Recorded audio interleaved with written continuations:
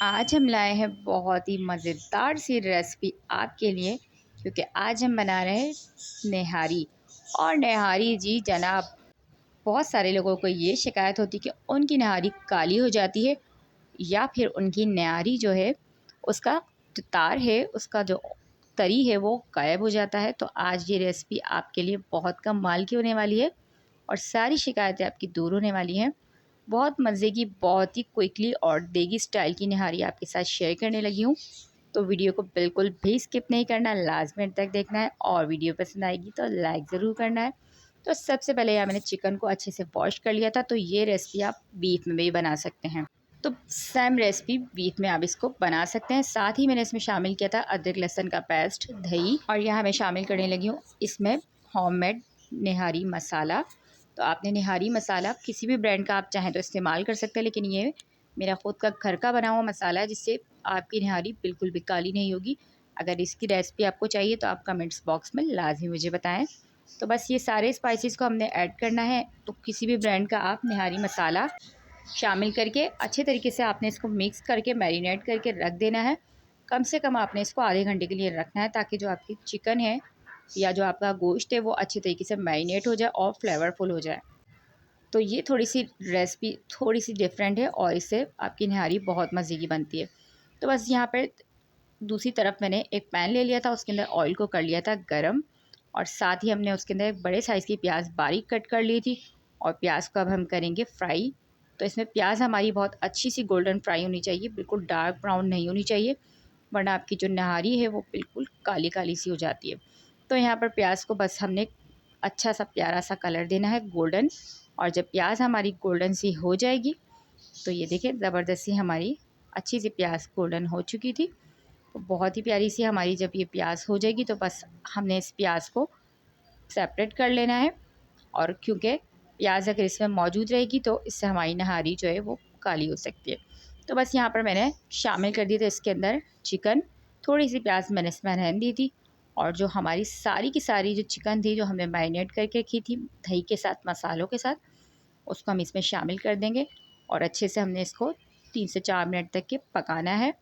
इसकी कम से कम इसका जो कलर है वो चेंज हो जाए, जब तक हमने इसको पकाना होगा। उससे ये होता है कि अदरक लहसुन की जो स्मेल है वो भी ख़त्म हो जाती है, और जो चिकन है वो भी एक ज़बरदस्ती उसकी स्मेल भी ख़त्म हो जाती है पकने के बाद। तो बस आपने इसको इतना भूनना है कि जो इसका ऑयल है वो अच्छे से सेपरेट हो जाए और मसाले हमारे भुन जाएँ। तो यहाँ लगभग मुझे 3 से 4 मिनट हो चुके थे और बहुत अच्छे तरीके से मैंने इसको पका लिया था, और अदरक लहसुन की स्मेल भी अच्छे तरीके से इसकी ख़त्म हो जा गई थी। तो अब इसके अंदर थोड़ा-सा मैं पानी शामिल करूँगी। तो जिसमें मैंने इसको मैरिनेट किया था चिकन को, उसमें थोड़ा मसाला बाकी था, तो उसके साथ ही हम पानी इसमें शामिल कर देंगे और इसको मज़ीद हमने पकाना है। और जब तक ये पकाना है जब तक कि जो इसका पानी है वो दोबारा से ड्राई नहीं हो जाता। इससे ये होता है कि मसाला आपका जितना अच्छे से पका होगा इतना ही फ्लेवरफुल आपकी निहारी बनती है, और उसमें अदरक लहसुन की और कच्चे-कच्चे मसालों की बिल्कुल भी नहीं आती। यहाँ दूसरी साइड जब तक कि हमारा मसाला भुन रहा था, यहाँ मैंने 3 खाने के चमचे लिया है सिंपल गंदम का, गेहूँ का, जो भी आपका आटा होगा घर में मौजूद, तो आपने वो आटा ले लेना है और मैदे का इस्तेमाल आपने बिल्कुल भी नहीं करना है। तो यहाँ दूसरी तरफ हमारा मसाला बहुत अच्छी तरीके से भुन चुका था।